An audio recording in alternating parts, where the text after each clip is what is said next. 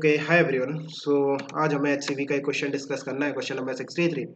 So it says the converging lens and a diverging mirror are placed at a separation of 15 centimeter. The focal length of the lens is 25 centimeter and that of mirror is 40 centimeter. Where should a point source be placed between the lens and the mirror so that the light, after getting reflected by the mirror and then getting transmitted by the lens, comes out parallel to the principal axis? Okay. So what is given? हमारे पास एक converging lens है, इस तरह से convex lens होगा, and एक diverging mirror है, तो इस तरह से कॉन्वेक्स मिरर होगा। एंड दोनों का जो प्रिंसिपल एक्सिस होगा वो सेम होगा, कॉमन प्रिंसिपल एक्सिस। जब तक क्वेश्चन में गिवन नहीं है कि प्रिंसिपल एक्सिस अलग अलग है, तब तक आपको कॉमन प्रिंसिपल एक्सिस लेनी है। जो फोकल लेंथ है इस लेंस का वो कितना है 25, इस मिरर का फोकल लेंथ 40 है, एंड जो डिस्टेंस है between the lens and the mirror that is given 15। Now एक सोर्स है और यू कैन से एक ऑब्जेक्ट है ना, सेम ही चीज़ है, जो कि लेंस और मिरर के बीच में रखा हुआ है, समथिंग लाइक दिस। ये आपका सोर्स है और ऑब्जेक्ट है ओ। लेट्स से कितने डिस्टेंस पे, एक्स डिस्टेंस पे है from this mirror.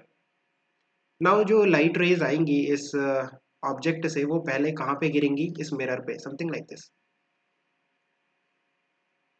And mirror से क्या होगा, रिफ्लेक्शन, इस तरह से रिफ्लेक्ट होंगी।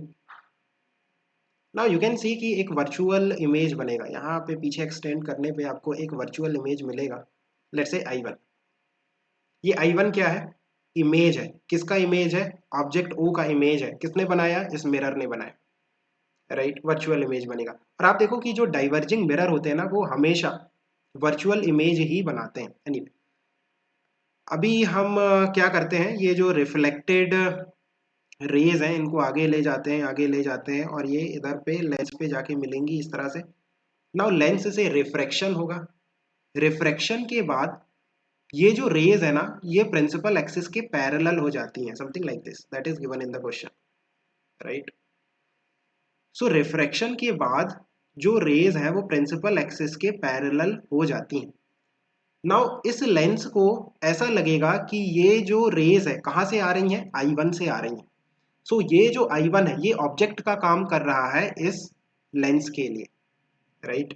ऐसे ही होता है जब लाइट रेज पहले मिरर पे गिरेंगी, देन एक इमेज बनेगा I1 जो कि ऑब्जेक्ट का काम करेगा इस लेंस के लिए।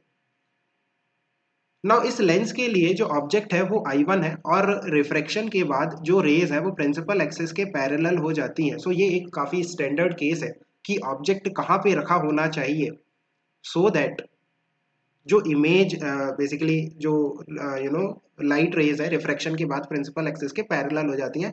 बेसिकली जो इमेज है वो इन्फिनिटी पे बनेगी, है ना।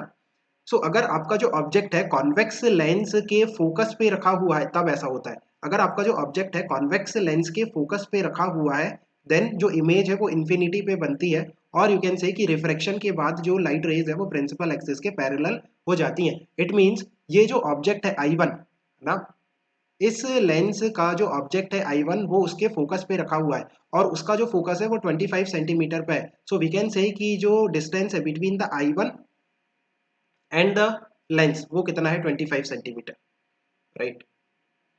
नाउ ये डिस्टेंस लेंस और मिरर के बीच में 15 है। सो वी कैन से कि I1 और मिरर के बीच में जो डिस्टेंस है वो कितना है 10 centimetre, right. 25 minus 15 that is 10। Now you can easily find out this value of x। अब आप x की वैल्यू इजीली फाइंड आउट कर सकते हो ना। नाउ इस मिरर की स्टडी करो। इस मिरर की अगर हम स्टडी करते हैं, देन इस मिरर ने इस ऑब्जेक्ट O की जो इमेज बनाई I1, राइट। सो इसके लिए जो U है, इस मिरर के लिए जो U है वो है -x, जो V है वो है 10, राइट। आप देखो मिरर और I1 के बीच में जो डिस्टेंस है वो 10 है। सो V की वैल्यू कितनी हो गई 10, और इस मिरर का जो फोकल लेंथ है वो कितना है 40। ये पॉजिटिव होगा बिकॉज ये डाइवर्जिंग मिरर है। ना use mirror formula, mirror formula use करो, 1/u + 1/v = 1/f। So 1/u - x plus 1/v 10 is equal to 1/f 40. So 1/x that is basically 1/10 minus 1/40. LCM कितना आएगा 40. So 4 minus 1 that is basically 3/40. So जो x की value आ रही है वो कितनी है 40/3. नाउ हमें ऑब्जेक्ट का लोकेशन पता चल गया ना, कितने डिस्टेंस पे है ये ऑब्जेक्ट, x डिस्टेंस पे मिरर से, और x की वैल्यू कितनी है 40/3। सो लेंस से कितने डिस्टेंस पे है ऑब्जेक्ट, टोटल डिस्टेंस 15 है ना, तो ये डिस्टेंस हो जाएगा 15 माइनस 40/3, दैट इज बेसिकली 5/3 है ना। एलसीएम लेके सॉल्व करोगे सो आंसर आएगा 5/3। सो ऑब्जेक्ट को कहाँ पे रखना है, 5/3 सेंटीमीटर फ्रॉम द लेंस, और you can say 40/3 centimetre from the mirror. I think you have understood, keep working hard, best of luck, bye. Yeah.